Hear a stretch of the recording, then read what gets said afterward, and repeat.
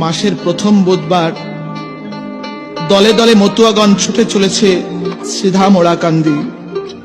অশ্বিনী গোসাই গুরুচাঁদ ঠাকুরের কথা মনে করে চোখের জলে ভাসছে।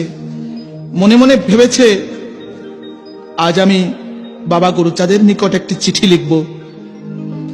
এক টুকরো কাগজ নিয়ে চোখের জলে ভিজিয়ে একজন মতুয়া ভক্তকে ডাক দিয়ে বলছে, ও ভাই, আমার এই চিঠিটা আমার বাবা গুরুচাঁদ ঠাকুরকে দিও। ভক্ত চিঠি নিয়ে রওনা হলেন। ওড়াকান্দি পৌঁছে যখন বাবা গুরুচাঁদের চরণে প্রণাম করে চিঠিটি দিয়েছে, গুরুচাঁদ ঠাকুর চিঠিখানি হাতে নিয়ে ধীরে ধীরে খুললেন। অপলক দৃষ্টিতে চিঠি পড়ছেন, আর দু চোখ বেয়ে জল গড়িয়ে পড়ছে। ভক্তরা সবাই দেখছে, এক টুকরো সাদা কাগজ ছাড়া আর কিছু নয়।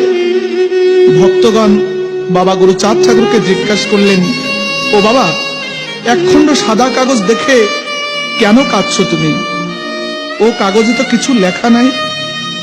পরম দয়াল গুরুচাঁদ ঠাকুর বললেন, এ হলো আমার অশ্বিনীর ভাব জগতের চিঠি। অশ্বিনী লিখেছে, বাবা গুরুচাঁদ, সর্বপ্রথমে তুমি আমার একটি প্রণাম নিও। এ জীবন বাঁচে তা তোমার বিহনে।